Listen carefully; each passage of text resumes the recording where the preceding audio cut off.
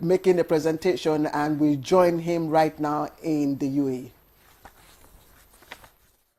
Emirate is Aina Sheikh Mohammed bin Said bin Sultan Nahyan for inviting me to this Abu Dhabi Sustainable Week.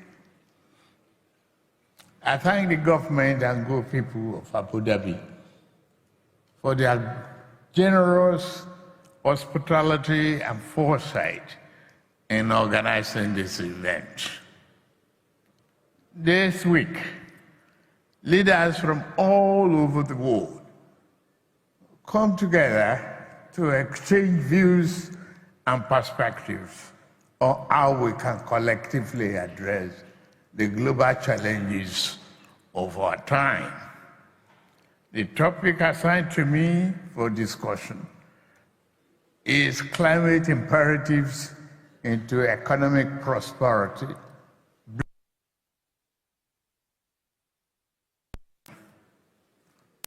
This topic resonates deeply with Africa's aspirations and challenges. It also underscores a pivotal reality about our dear continent. The fight against climate change is not merely an environmental necessity, but a global economic opportunity to reshape the trajectory of our continent and the global energy landscape. As leaders, stakeholders, and citizens of our planet, we stand at a crucial and critical junction in human history. To succeed, we must innovate, collaborate, and decisively collaborate as a global community. As Africa's most populous nation and one of its largest economies, Nigeria recognizes its responsibility to demonstrate the required leadership on these matters. We have embraced a vision of sustainability that aligns with global aspiration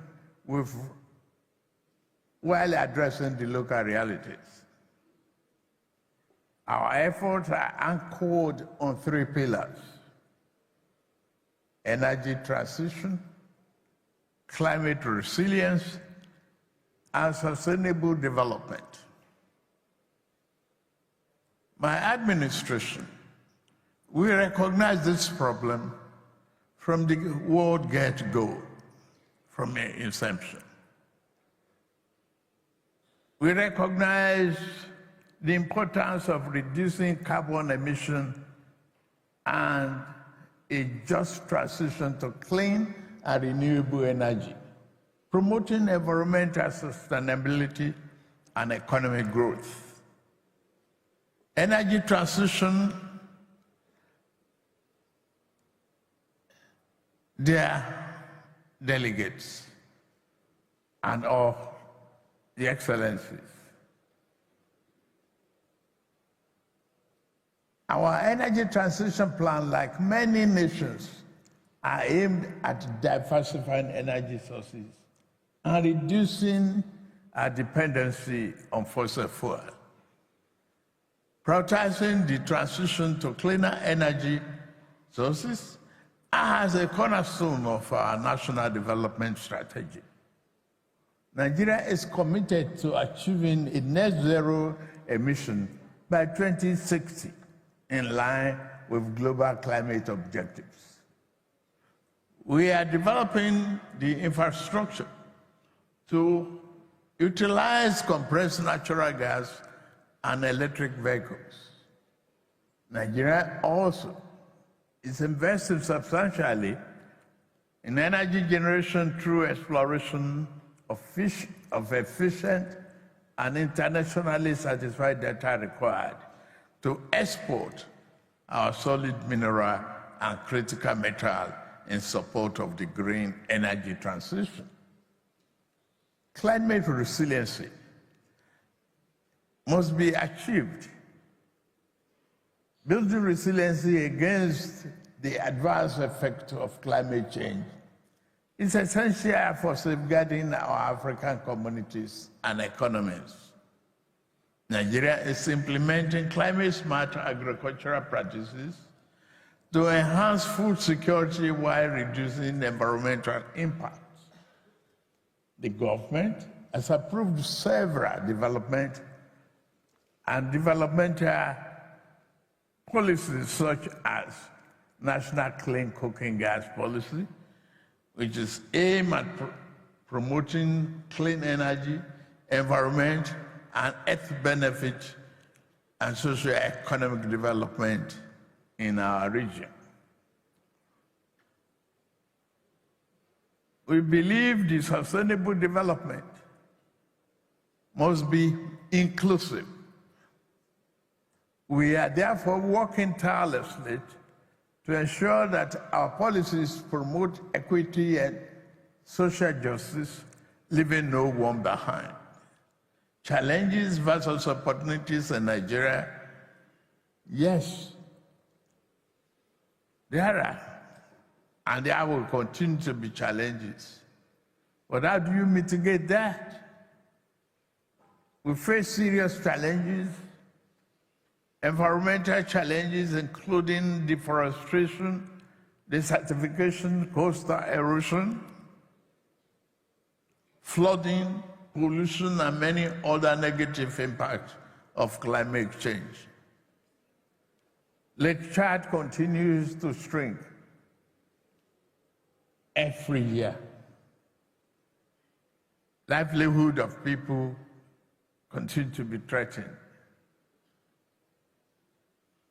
Our government is working with local communities to implement solutions to mitigate these effects and help us build resilience in the face of environmental challenges. For resources, to promote a green economy in Africa, we must focus on integrating sustainable practices in all sectors of our economy. These investments are capital intensive in nature, and it required international support from partner countries, including multinational organizations. Developmental partners and individuals who shared our vision of a sustainable, prosperous, and equitable future must be included. Nigeria became the first country in Africa to initiate funding for green projects through sovereign green bond proceeds, the third issuance of which is currently in progress.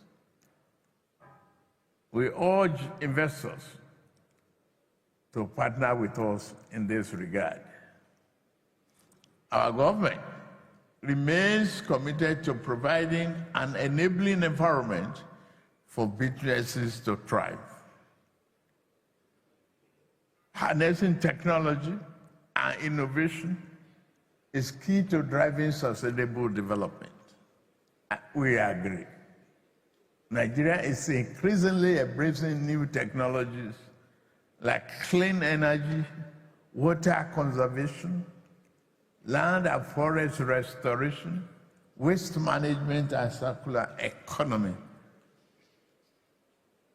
We will partner with global leaders in harnessing the power of technology.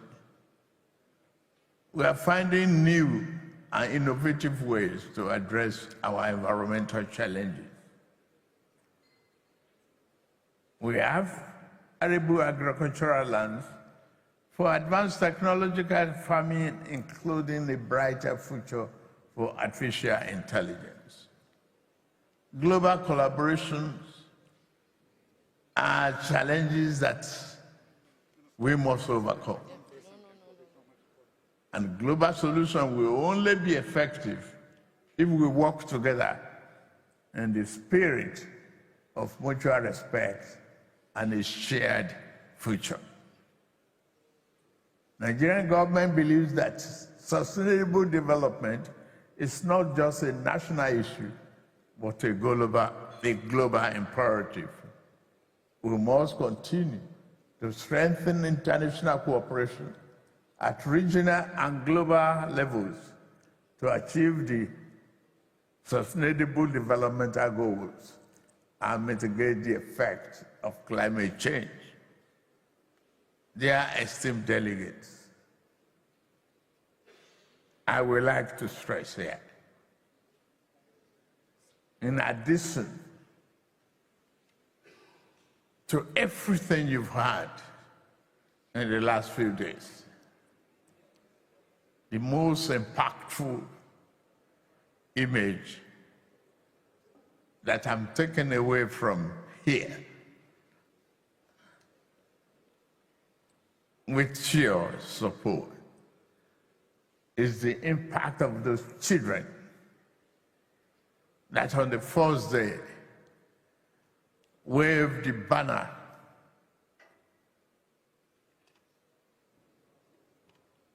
of United Emirates Republic, asking us, all of us, to stand up,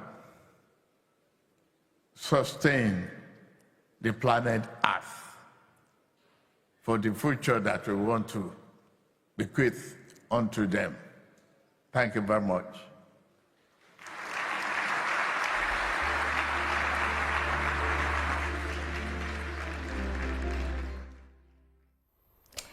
All right, President Bola Ahmed Tinubu at the world stage in Abu Dhabi, the Abu Dhabi Sustainability Week. And if you paid attention to the speech by the president, of course, it reassures Nigerians that we are on the right path in terms of sustainable development. Claire, I'm sure you have some thoughts as regards what the president said. I actually took note of very critical points that the president made. First of all, of course, he made a presentation on climate imperativeness into an economic prosperity. That's from the perspectives from the Nigerian perspectives, and of course he did talk about Nigeria's leading role, of course, as a big brother in Africa, and that Nigeria is not, of course, ignorant of its leadership role in this matter.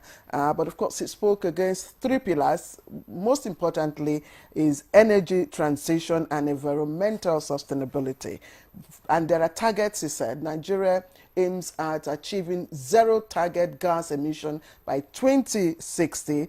He also talked about our utilization of compressed natural gas and, of course, transiting into electric vehicle usage through policies and, of course, promoting equity and social justice. He emphasized the problems Nigeria as a country is going through in terms of climate change, and mentioned three specific issues of deforestation, desertification, pollution, flooding, and so many, and so on and so forth. So these are quite germane, and I thought the president did excellently well, and his points were clear, what he intends to do as a leading, African leader is also clear. Yes. Maybe we want to speak a little about the issue. Maybe what do you think? These issues, first of all, they are real.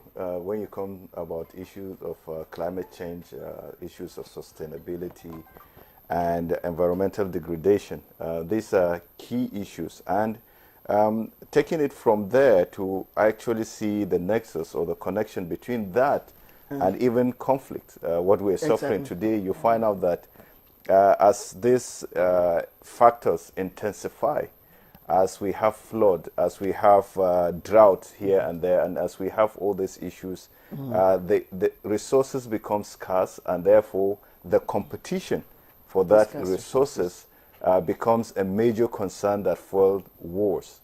People move from one place to the other. In the North Central, we used to have the issue of the herder-farmer issue, which we know that is because of the movement And what brings that? Yes. The president alluded to that. You know, the drying of the Lake Lake Chad over the years, and because of that, there's no what these animals could feed on and so on. And I think Nigeria is doing something very good with the issue of the livestock, Ministry for Livestock.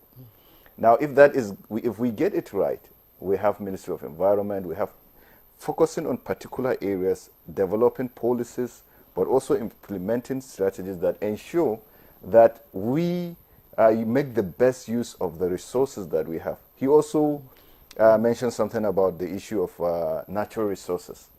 Now, natural resources also could be a blessing or a curse. I mean, a blessing or a curse, depending on how we utilize them. But also, importantly, how we add value to them.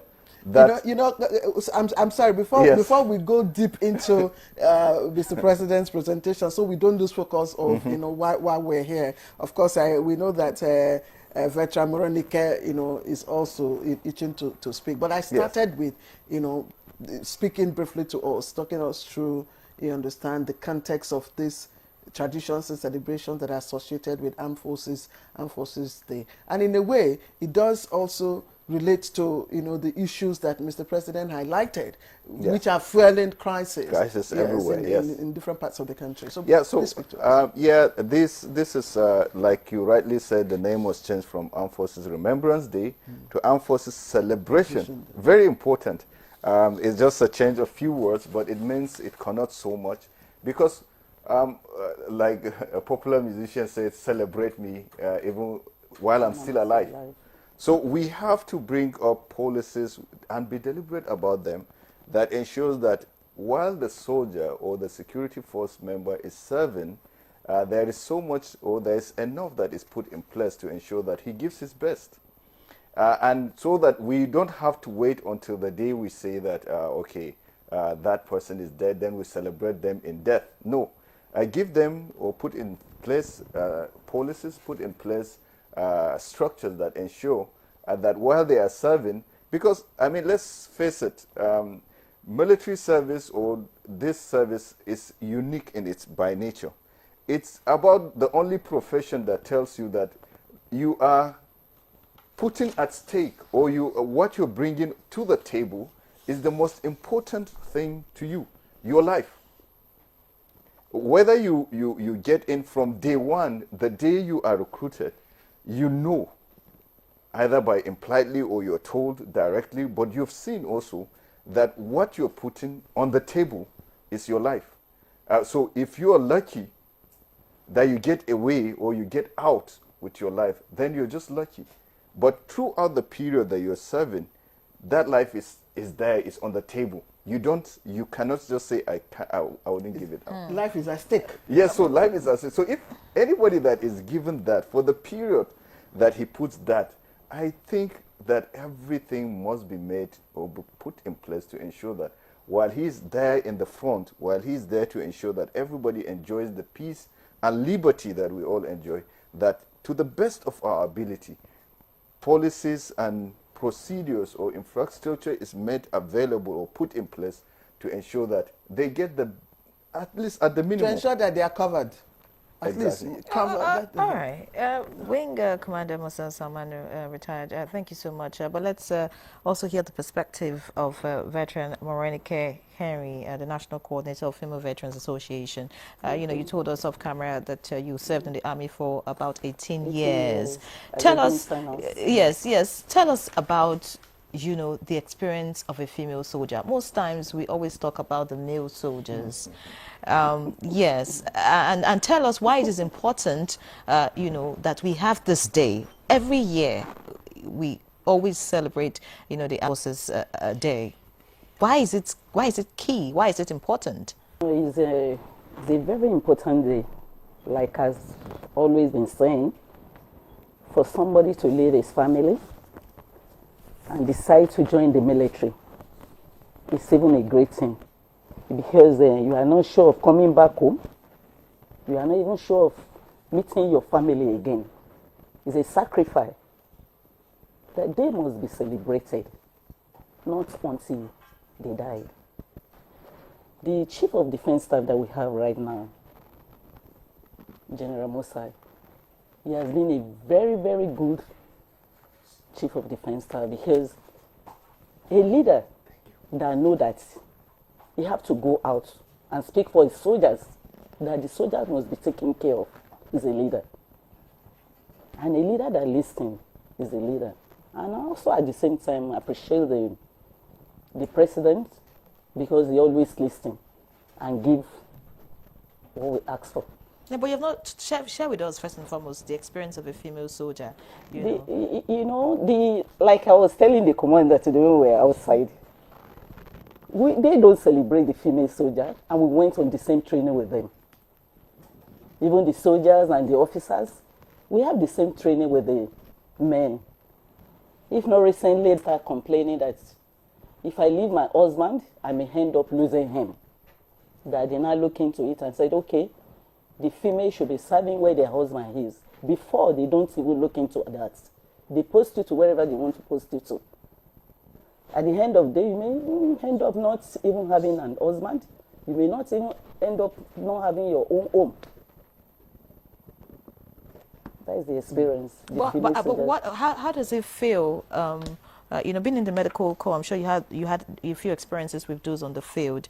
Yeah. Those who actually are on the field with weapons and all. The women and the men. How do the men in the military relate with the female soldiers? Just to give us a. When we're in the field, we see ourselves like male. We don't see ourselves like female, because you feel that you're going to the same training with them. You can do the same thing as them. So we don't see ourselves as female. Okay, let me bring in retired Major Gabriel Adofiku. Major, you retired as a major, and I know growing up in the barracks. I wonder if we have. Good to see you, Major. By the way, growing up in the barracks, there's this awe that surrounds majors when they come around. And I know that usually they are the boss, of a small company size of soldiers.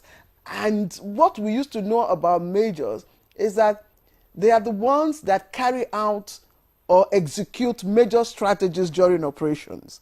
Share with us your experience as, a serving major and a retired major. First of all, before I do that, permit me in just a few seconds to sincerely appreciate the NTA and indeed your crew this morning. I'm fulfilled and excited being with you this time after 1 year on the same program.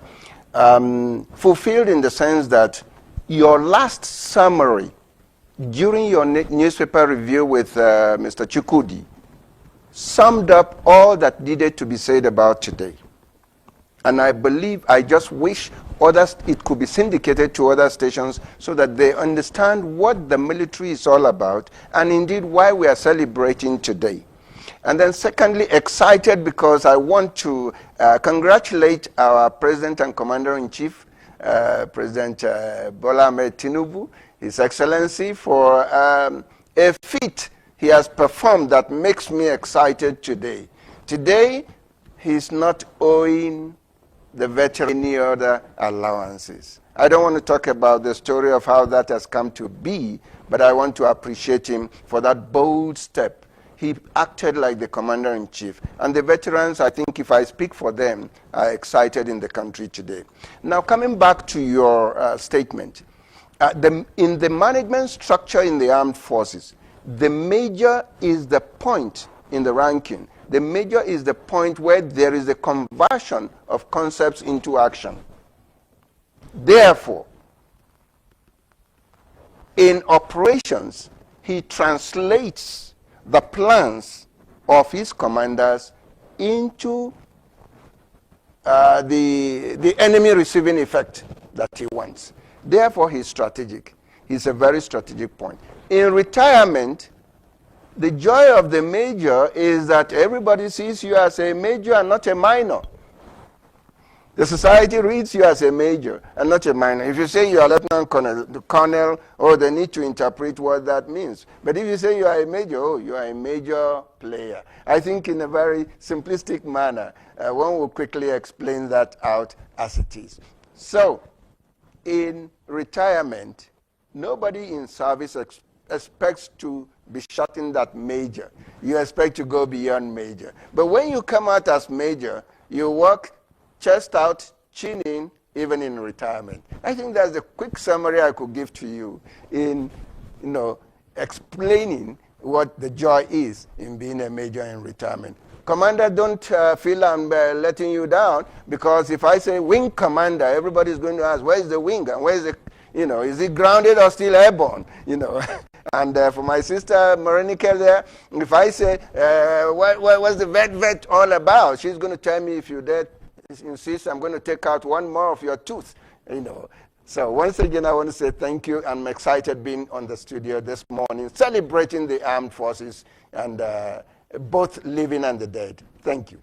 Many thanks, Major. Indeed, you're Major on this program, and we're glad that we have you with us, Major Gabriel Adofiku. But I would like to stay with you. You just celebrated the president for paying all the allowances of veterans. But, I want us to speak, because when the wing commander was talking, he talked about celebrating the heroes, not when they're dead, but while they're still alive. And we know they're still, so many military men still in service now. The veterans are excited, like you have said, and that's good news. We're excited about that. But tell us about those still in service. What would you say? You have information of how they're being treated, their welfare and all. Would you say that Nigeria, all of us, were doing the needful, were taking good care of our men on the field?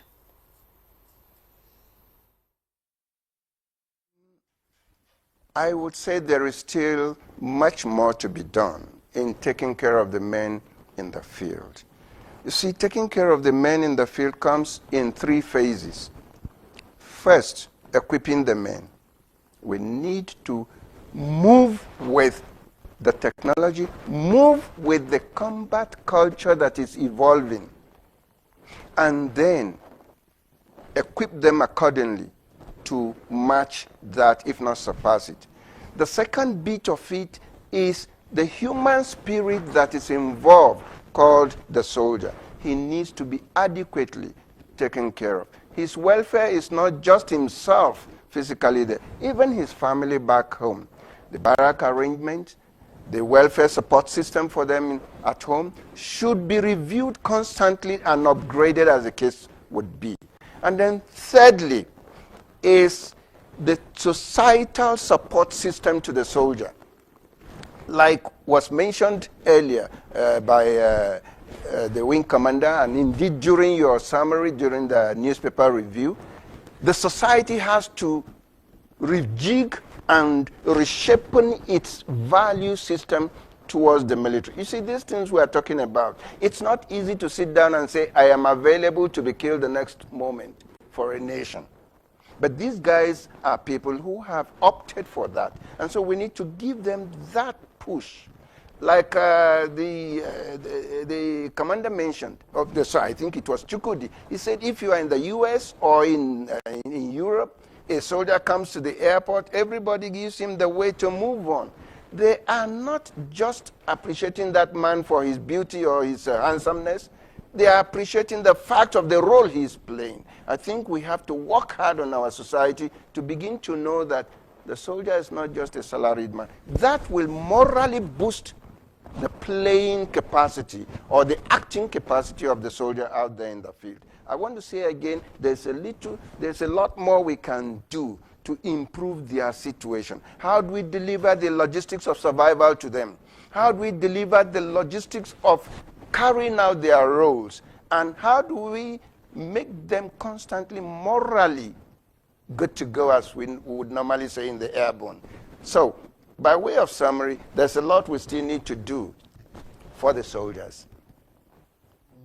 All right, thank you. Thank you, Major. Thank you very much. And I'm just wondering, I'm coming back again to the studio.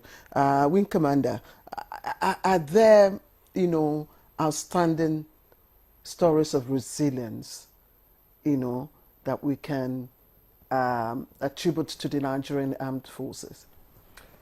Yes, the Nigerian Armed Forces, known by its peers across the world, because we train and fight with our contemporaries across the world. I give you a personal example. I was in the Democratic Republic of Congo, where I served for 2 years. I was a team leader at a site somewhere in this eastern Congo, where it's still there, it's rife and so on. And you find out that you go to places that are really challenging. You meet rebel leaders then between 2020 to 2010 to 2012. That's when I started. These are fighting men in Borno in those days. And that's you could see some of them. These are the things they are exposed to. Some of you are exposed to. Exactly. Exactly. Yes, in Maiduguri. So Maiduguri. you find out that both globally and locally, the Nigerian soldier has shown resilience. There are examples of where the Nigerian soldier has been the one that is leading the way. They're fearless. I mean, the fact is that if you, with the little support, the Nigerian soldier has that courage. Is built in a way because of the training that they're given. You find out that they fight with the least facilities available, or within the most challenging circumstance and even terrain. I give you an example here, even in Maiduguri. Someone that grew up, say, in Lagos or somewhere in the south where the terrain is completely different. That's what he knows, that's what he's been. But all of a sudden you pick that guy to Maiduguri. Look at the difference in terms of the terrain and so on. Yes. But you will be shocked how they quickly adapt and perform. And these are young men. Yes, they are young men at their prime, at putting all that energy. Look, it's a service that a lot of people join because of their love for the country. Some of They them join are less than 20 exactly. years. Yes. Look, when you are there in the military, when you're training, honestly, it's when we come out now that we start thinking, oh well, I was sacrificing my life. We don't think of it that way. Look at this. I wish we could get that shot again. He was speaking to us about the bullet hole. Exactly. Yes, In his body. Yes, no, not in his body.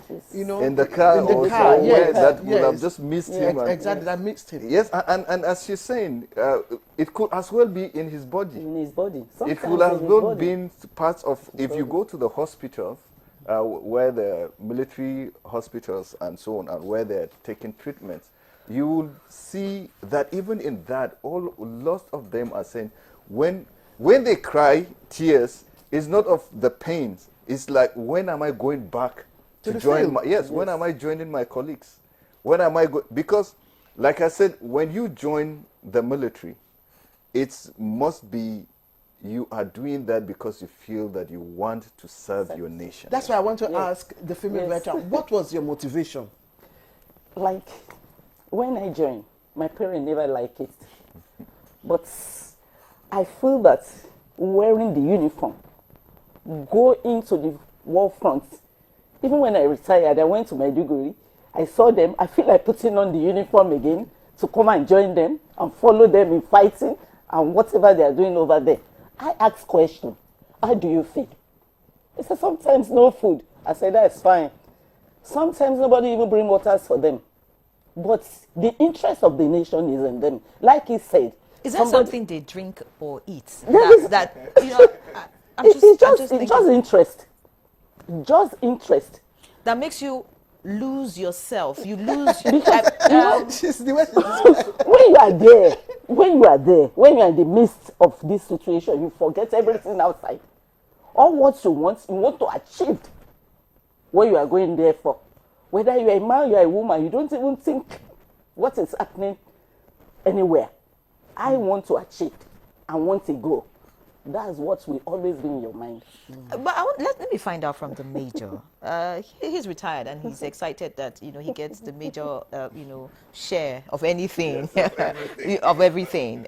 Outside the position, is there anything that you regret, about your time with the military. You know, just speak like there's a young person who wants to be in the military listening to you now. Is there anything that, you know, experience that, you know, you regret or something that you wish you could change? First of all, let me quickly state here.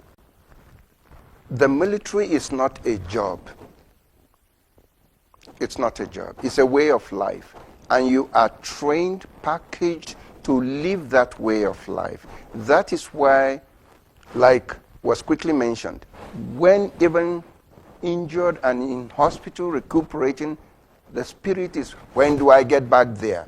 Because that is where you belong. That is where you've been conditioned to belong.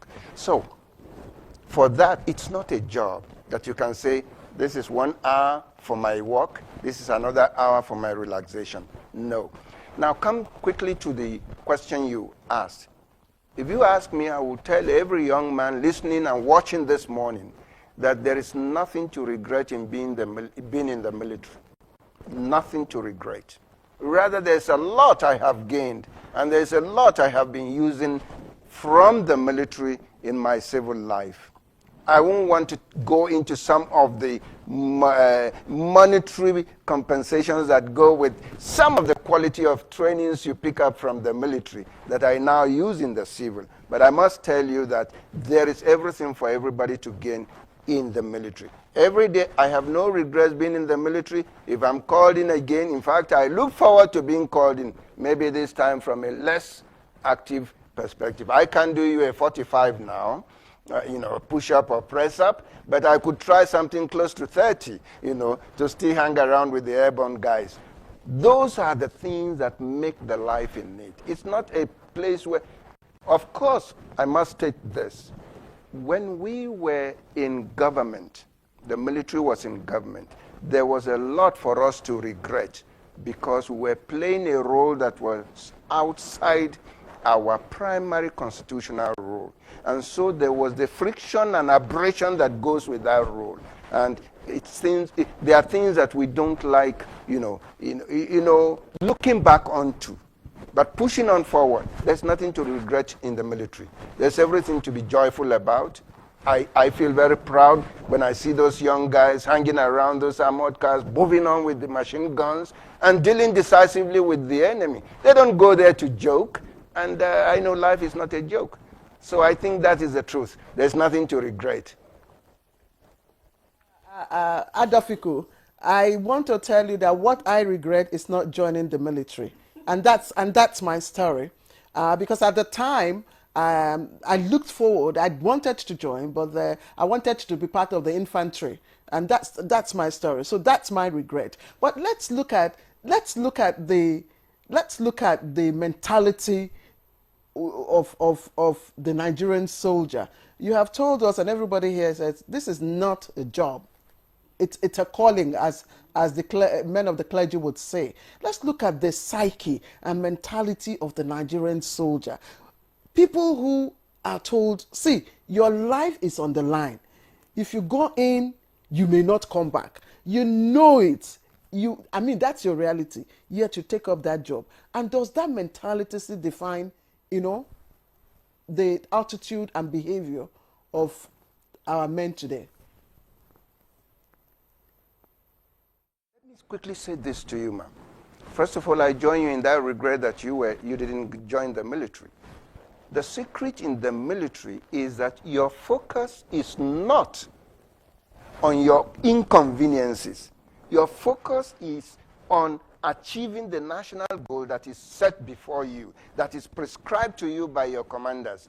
Therefore, the soldier does not have that semantics or emotional attachment in the process of doing his job. All he wants is get the job done, get it done on the prescribed time. So he doesn't have room for those analyses. Look, when some of us get to meet them now, those of us who are superannuated or retired, when we get to meet them in the field, I wish one day you are around and you see the joy that comes back, not just to them alone, but even to us. It's recreative when we meet them. Therefore, the military setup is such that everybody there operates like a family. And when you run a well-knit family, you don't have room for semantics. So it's the spirit. I'm excited telling you today that from my recent visits in the field, the soldiers, the morale, as we say, is very high, not just high. And that is the kind of thing. We need to sustain that momentum by supporting them as a nation, as a people, in whatever forms we can. That is my preaching to everybody. But for the men on the field, I can assure you they are ready to go any moment. They are doing well, and today they have, like my sister said, a good CDS, the commander, the chief of defense staff, and service chiefs. They are all doing very well. My friends in the Air Force, when they tell me stories of their platforms of operations now, I get more excited. And we need to boost them, to advance them. For us out there in the field, they are doing very well. For your regret, I sympathize with you, but there is room. I think Morenike can fix you into one of those aspects. Thank you. Major, many thanks. Just listening to you, I can feel the excitement and, the happiness, of being someone who served in the military. And like you said, you want to go back. Talking about the press-ups, you and the wing commander, I'll ask him how many he can do now since he has left. But let me get to you, Madam Morenike Henry, because I think you need to join the parade, so you may be leaving us shortly. But speak to us about what you would like to see being done differently to those, still serving, and of course to veterans, just so that their morale. By the way, when he was talking about the morale of the team being very high, the troops being very high, I particularly like seeing, maybe in films, in pictures, the gyration of the soldiers. You see, see, I mean, the way they sing and dance and do all that stuff.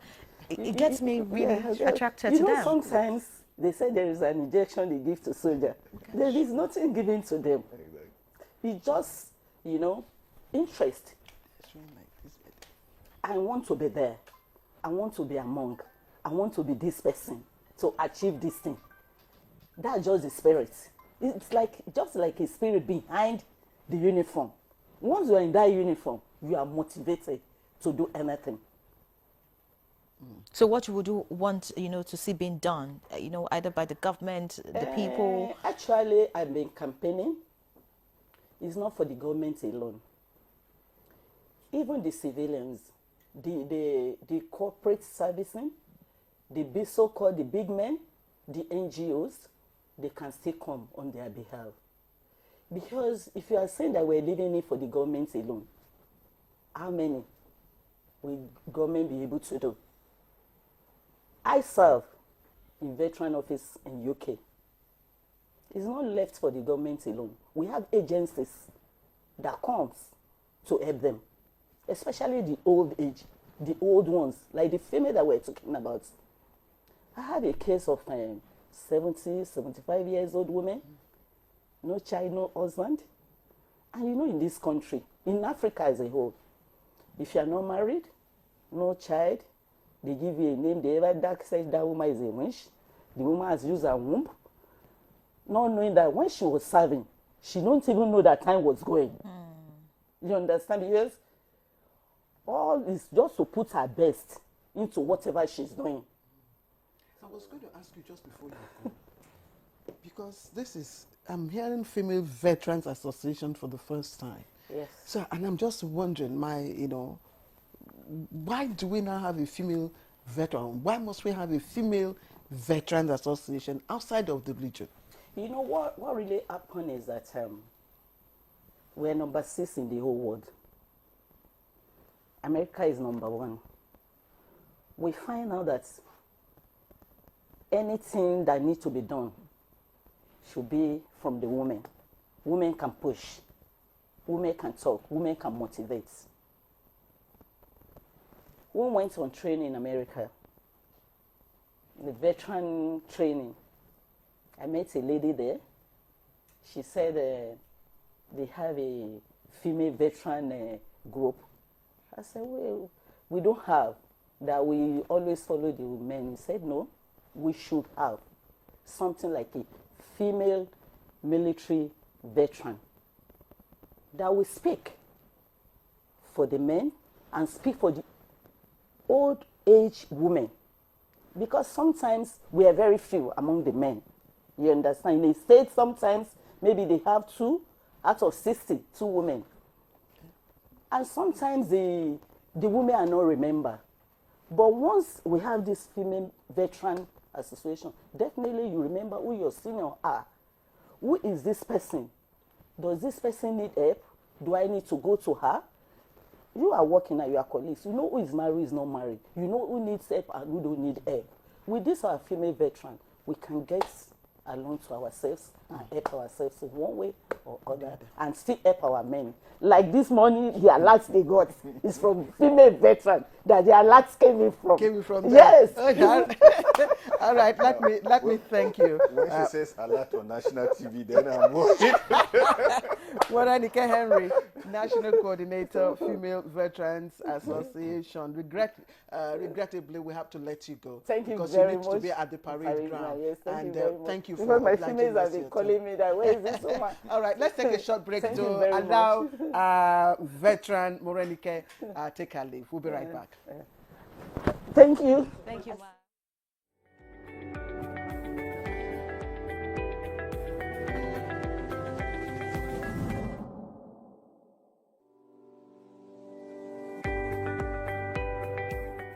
Well, creativity is so broad. I would say whatever it is that you're creative about, it takes a lot of practice before you become very good.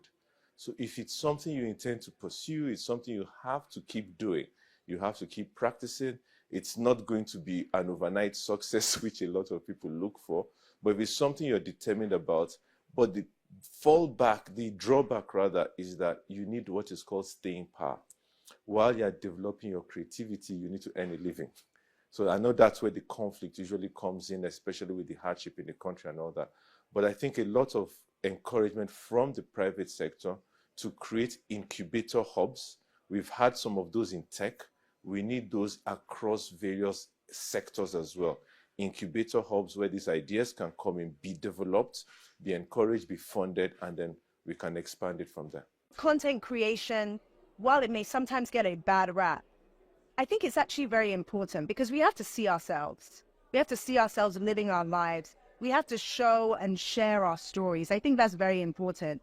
Now, the job after that is to be able to digitize those stories into something that can provide data and insights, that can ensure that we can be able to support whole-scale industry in these spaces, to ensure that the amount of money that each content creator is getting exceeds what is currently happening for many content creators. The same content creator who lives in Nigeria will be earning less than a content creator who's living in the US or the UK or Japan.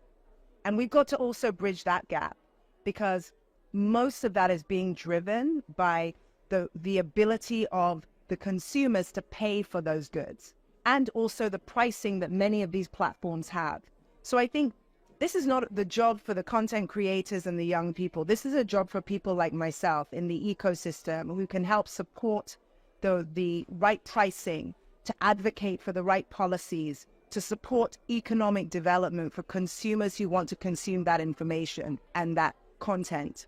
And even beyond content creation, we're seeing that many people are stepping in behind the camera. They are producers, editorial, they are graphic designers, they are in technology, but maybe not in front of the camera. And what we want to say is also, we need those people too. We need those stakeholders involved. And the job of many policymakers, DFIs, is to ensure that the strategic investments get there, the collaboration gets there, and we're deliberate in how we're saying we want to support innovation in our continent. There's an age group where your brain function is at its maximum, and that's the age group we call the youth, isn't it? So we need the youth, the younger generation who have the energy, the imagination to be equipped with the proper education, the proper tools, the proper encouragement, and then take what innovation they bring out and turn it into mainstream developmental ideas. So you find a lot of things that are invented by people in school or straight out of school. We need our patent laws to work. so that they can earn a living from their imagination.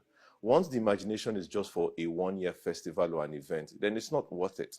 Somebody creates something, we need to get our patent laws to work, we need to enforce them, and then the private sector can use those patents to develop things and encourage more people to be more creative. Back in the days, yes, you had to be an engineer, a lawyer, a doctor. Today we have programmers, we have AI specialists, we have people that are doing ethics on genetics. Those things didn't exist 50 years ago. So there are new areas that need to be explored. The question really, apart from the parenting, does our educational curriculum cater for what the needs of the world will be in the next generation? Because our curriculum is dealing with the issues of the past.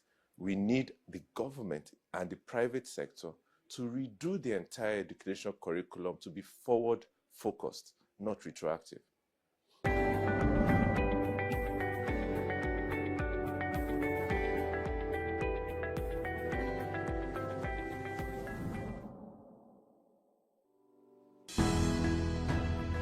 The counsel of our fathers. I will urge and advise our younger generation to use talent and brain to sort out problems, not arms. Nigerian youths, let's build our nation together.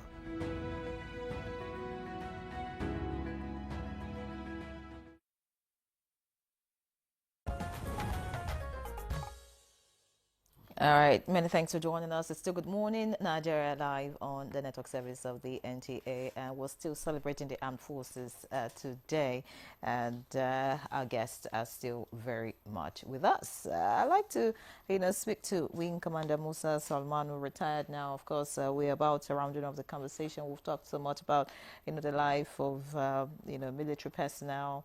Everyone here has shared their experiences and all, but I want you to speak to us about what we can do. You were the one who made that statement that celebrating those who are alive. And of course, yes, we celebrate the veterans who are with us. We also must celebrate the troops that are still serving and still keeping this nation as one. Now, what would you want us to do differently? Of course, I know the government is already doing so much. I mean, the budget every year is always about security, taking top priority and all. But, are there other areas you think that we should focus on just so that we can get our troops, always excited on the field? So I'm going to take a look at it from 2 or even 3, looking at the military itself, what I think it should do or it could do to make things or life better for its personnel. Then maybe government, then the wider society. So starting with the military, it's important that we imbibe the culture of accountability. If resources are allocated, if resources are earmarked for something, we have to ensure that it's used for that. Whether it's provision of housing, is provision for other facilities that ensure that when the soldier is in the field, when the soldier is away, he is sure that his family back home is taken care of and is provided with the basics. Basics like healthcare, basics like accommodation, basics like education for their children, and even water, and so many basic things, so that he or she now is not constantly being reminded that those things are not there, so that he's not put under that pressure that those things are missing and the family is in a state of despair. And not only that, in terms... Wing, I'm sorry again. Our correspondent, Najatu Tijani, is at the Eagle Square, National Arcade, I beg your pardon, and that is Najatu. Najatu, I'm sure the environment is a very solemn one. Please talk to us. What's taking place at the moment?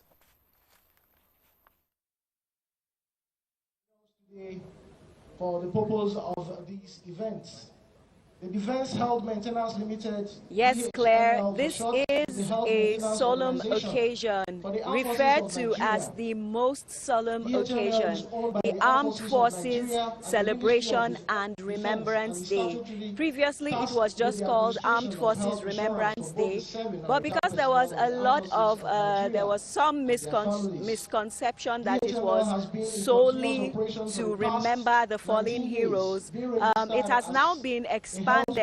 Celebration has been added to also celebrate those who are still serving.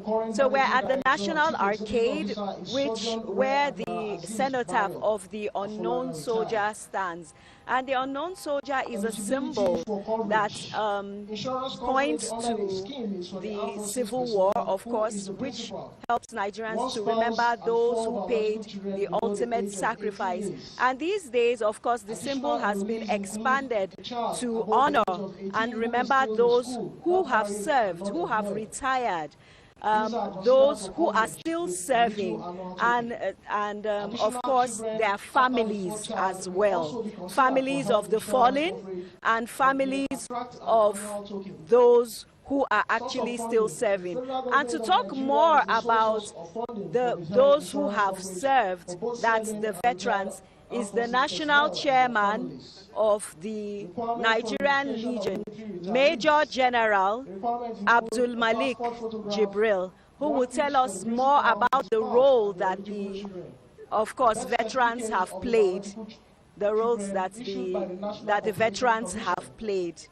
The DHML corporate headquarters is at legislative quarters, Apo Gudu district of the Federal. So let me just walk over to. Additionally, the DHML has state offices in all the states of the Federation, each headed by a state manager. So thank you very much, sir. Thank you. Can you tell us a bit more about what, can you tell Nigerians a bit more about the role that veterans have played, first of all, before we get into the Remembrance Day proper? Well, you see, the veterans, before they are qualified to be veterans, they must have served in the armed forces of the Federal Republic of Nigeria. And they have made individual and collective contribution toward national building. And their own specific role actually is providing territorial defense of our beloved country, Nigeria, both on land, on sea, and on air. So through their career, they have undergone a series of training. And of course, that is preparing them to take up any challenge locally or internationally. And that's why, if you go from his historical background, First and Second World War, Nigerian soldiers have participated. And that was even under the colonial days. And immediately after independence, we are now on our own, and we defined our own role, and we start participating on international peacekeeping and peace management. And then we were unfortunately challenged during the 1967 when we had the unfortunate civil war that lasted for 30 months, that's 67 to 70. All these places I mentioned, our soldiers have made supreme sacrifices. And so today, and even after civil war, we have internal security operations that our soldiers are involved, and a lot of them also made supreme sacrifice. We also have regional and sub-regional operations, that's the African level, AU level, and also in West Africa, ECOMOG, and all these areas, our soldiers participated and made the supreme sacrifice. Coming back home, we are here today, you find a lot of our soldiers are spread across the country, taking part in internal security operations, trying to conquer the banditry, the Boko Haram, and IPOP. So these are some of the challenges. And making sacrifice is in different forms. Those who have even served and left, they have also made the sacrifice because they participated in these wars. and they are able to survive it and come back home and meet their family. But some are unfortunate to be able to make it. They made the spring sacrifice, and so this day actually is set aside to remember, to celebrate, and also remember those who made such sacrifices. And let's talk about up till now, veterans are still being called upon. They are consulted to give advice. Can you just tell us a little bit about that? Yes, absolutely. You're right. You see, these are individuals that are well trained. Nigerian government and Nigerian citizens have paid a lot of money for their training, and unfortunately, or in line with the terms and conditions of service, when you serve certain number of years, you have no option but to go. So bearing that in mind, the system, the military leadership have devised a means that those who are still strong and who are still eligible and vibrant mentally are engaged to continue to give the same service they used to render. Perhaps this time around it will not be going to the combat, but on advisory role. And that process is actually very encouraging and welcome, because it affords some of our still very strong veterans who are still ready to contribute to the nation building and to secure our country. So the system is there, the services are implementing it. So I think that is very commendable. So finally, sir, let's talk about, of course, you cannot talk about veterans without welfare. And of course, not just, but for now, we'll restrict it to the veterans. You were on NTA Tuesday Live last night where you touched on some of these subjects. Yeah. Well, in terms of welfare, we can always say that there's still room for improvement. The federal government has been trying its best, but we are still not there, because there are a lot of retirees that are facing health challenges. You just heard the commentary about the Defense Health Maintenance, which extend the coverage of medical assistance beyond just 4 children, 1 wife and 4 children that are below 18. They have extended it to some level where they can accommodate those who are even after. But there are people that are physically challenged as a result of operation. Such, the services are also trying.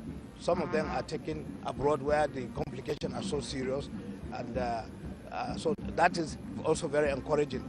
And the importance of such welfare arrangement, you know, taking care of the veterans, assisting them, it has double advantage. One, it sends messages to those who are serving that even when you sustain injury, or even when you make the supreme sacrifices, of family will not be just left like that. And therefore, the serving soldiers will have every reason to die or to make maximum sacrifice for their country. And the second aspect is that those who have also survived and they are living, that it's not that as a result of probably having pension, and their pension is just enough for you know. In addition to pension, other welfare arrangements have been made. Recently, I'm sure you are aware that Mr. President, Commander-in-Chief, President Bola Ahmed Tinubu, GCFR, signed a revised terms and conditions of service for both officers and soldiers. That has taken care of additional welfare arrangement for people who have made, who served this country, whether living or dead. So we are very hopeful, and I said the government is trying, but still there's room for improvement. Thank you very much, sir. I've been speaking with the national chairman of the Nigerian Legion, that's Major General Abdulmalik Jibril, telling us about how the veterans have been able to serve the nation, and that this day is not just about the veterans. Just a quick recap about what Major General Jibril said. Veterans have served this nation for years and years, for decades, and they have made a major contribution, and those who survived the war and are alive are still making contributions. They are being consulted because of their expertise. As the national chairman said, the nation has spent a lot of expenses training these people. They are highly professional, experts in their fields, and the fact that they are retired does not mean that they cannot continue to contribute to the national security strategies which the country continues to evolve and sharpen to make the country more secure. And now Claire and Yeri, just to quickly let you know that some guests have already started arriving. Starting with Thank you. We just have to leave it at that so that you quickly.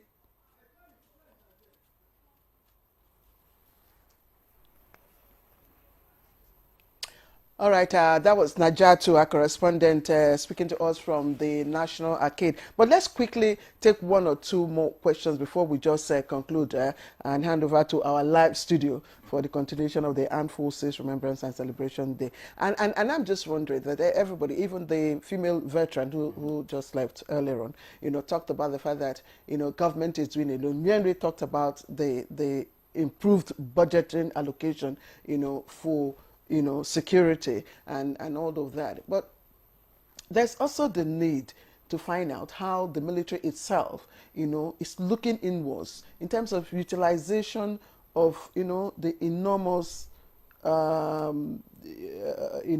funds allocated to the sector, and how it's using that to help members of its own, its members rather.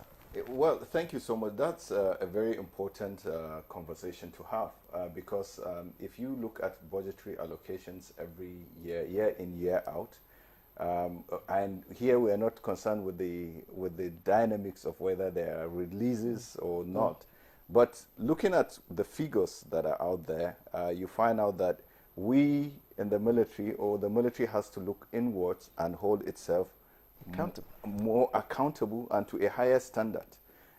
With the figures that are being rolled out every day, you should understand, or it will be important, that yes, what is done, there's lots that is done, but much can be done.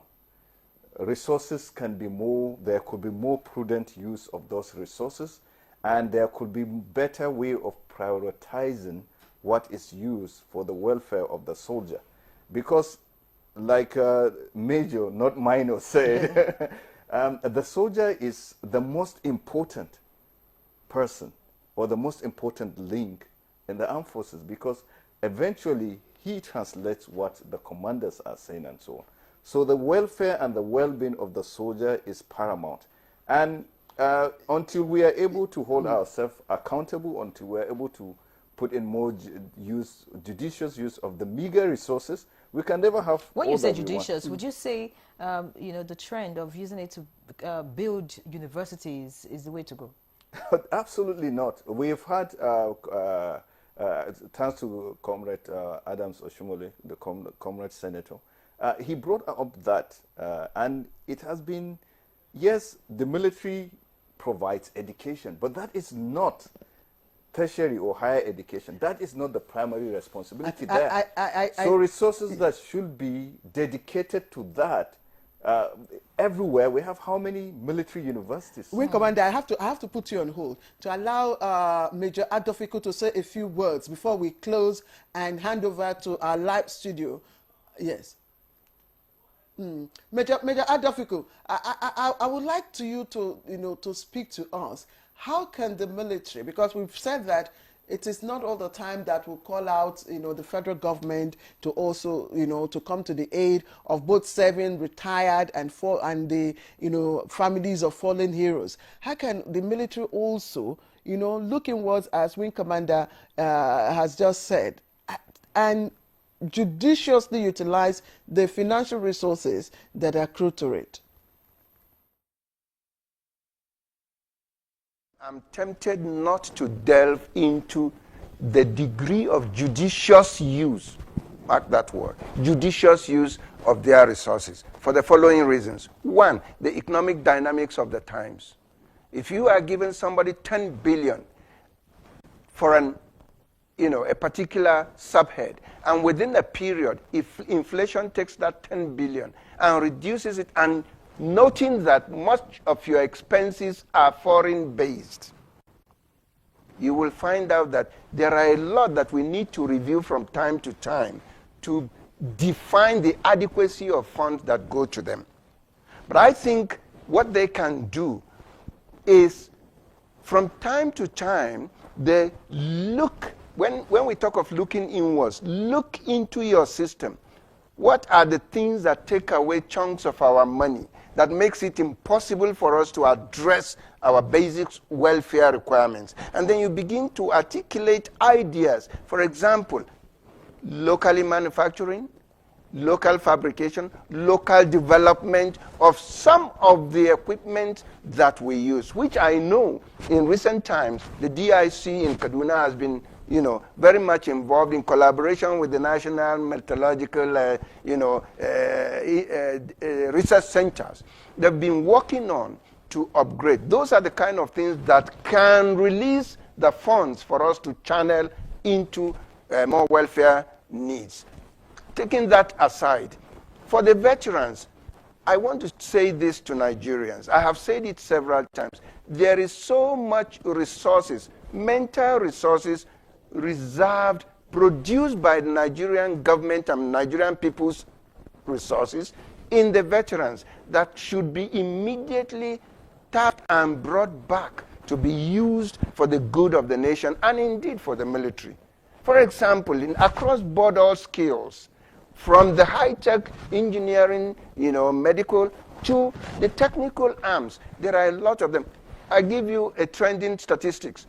Currently, averagely in our various motor parks, there are about 3% of the drivers you meet there will tell you they have one time or the other served in the military. We don't know where they are. We could use them. They could be on standby team that can be cultivated into the system. Similarly, plumbers.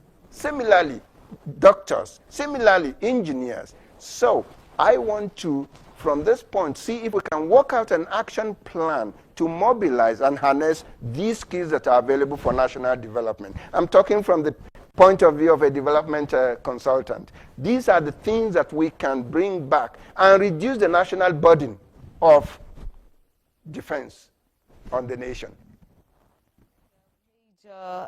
Indeed, I think that's a fine place to leave this conversation. Of course, we know it's a continuous one, but at this point, we'd say may God bless the armed forces of the Federal Republic of Nigeria, and may God bless Nigeria. We wish you all the best as you celebrate. Major General Adolfo, retired security consultant, MD CEO, Damex Consultant Limited, development and security consultant as well. Many thanks for being our guest. We appreciate you. All right. I also want to thank Wing Commander Musa Salmano, retired, PhD. Don't forget about the press-ups that you need to do. All right. So thank you so much for being our guest. And, of course, we also appreciate Morenike Henry, who had to leave us to join the parade. So that's our package on Good Morning Nigeria today. The conversation on the Armed Forces Remembrance and Celebration Day continues on the network service of the NTA. I would, of course, our colleague, Ayodeji Makinde, is on the other side, and he will continue the conversation from there. Of course, me and Ray John. I'm Claire Adelabu Abdul-Razak. We thank you, but we can see Ayodeji Makinde. Ayo, I'm surprised. I'm surprised you're not enlisted in the army. Interesting times are Claire and Favor here, Ray John there. Well, I should actually should have been enlisted about 2 decades ago, but issues came up and I just had to go to the university and couldn't make the short service. Thank you once again for handing over to us here in the studio. We are live in Abuja, and it's another January 15, a particular day in the history of the Federal Republic of Nigeria that is not to be forgotten. Remember, it was a day that effectively marked the end of the civil war, which Nigeria fought for about 3 years. Remember, the day also will go down in memory and honor of those who fought during the world wars, and also remembering significant moments in the history of our dear country. I'd like to welcome you into our studio from the Good Morning Nigeria studio.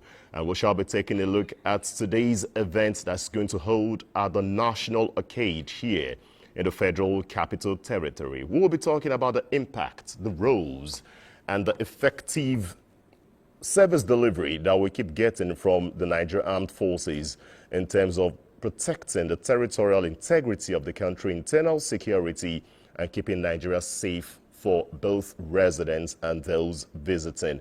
With me in the studio that we'll be discussing and also joining different centers as we have this conversation over the next few hours is Major Vincent Abiola, retired, is the Secretary General of the Nigeria Legion. You're welcome to the special broadcast. Thank you, and good morning.